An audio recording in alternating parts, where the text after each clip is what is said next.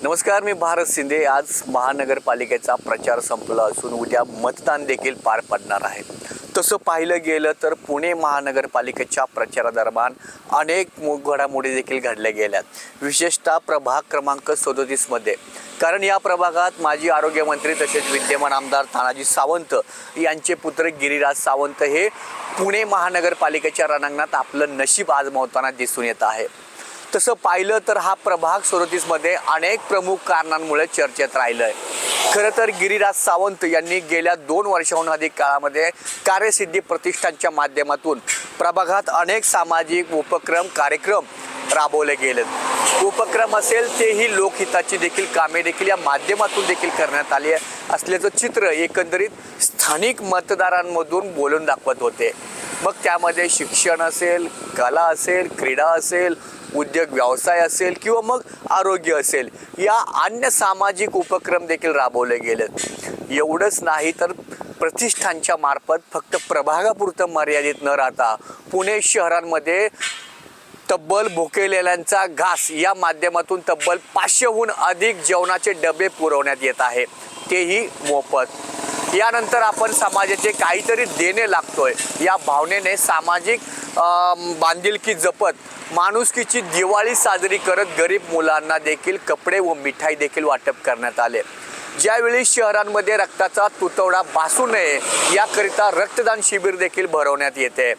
प्रभागातील काही प्रभागामध्ये किंवा सोसायटीमधील लोकांसाठी बेंच म्हणजे अथवा बाकड्यांचंही लोकार्पण करण्यात आलं।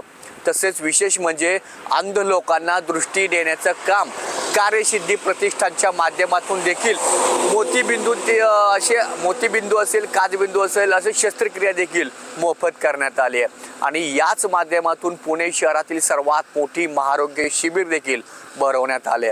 या शिबिरामध्ये शेकडो लोकांनी वेगवेगळ्या पद्धतीचे शस्त्रक्रिया देखील मोफत करून देण्यात आले। या साऱ्या उपक्रमामध्ये गिरीराज सावंत यांच्या सावलीप्रमाणे त्यांच्या पत्नी देखील पाठीशी उभी राहिल्या असल्याचं देखील दिसून आलं।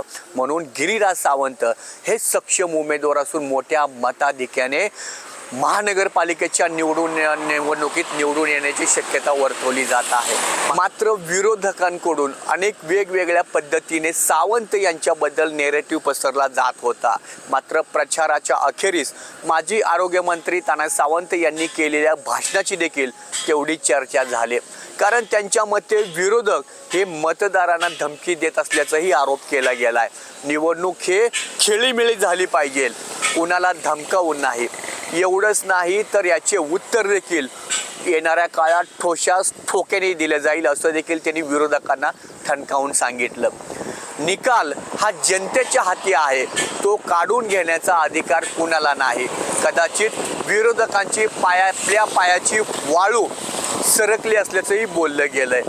आपल्या प्रभागात राबवलेल्या अनेक उपक्रमांमुळे तसेच प्रभागात केलेल्या कार्यामुळे गिरीराज सावंत हे विजयी होतील हे अशी देखील शक्यता आता वर्तवली जात आहे। पाहूया येणाऱ्या 2 दिवसात मतमोजणी होणार आहे, तेथील प्रभागात मतदार काय घडवतील तेही तेवढंच पाहणं लक्ष केल्याचं औत्सुक्याचं ठरणार आहे।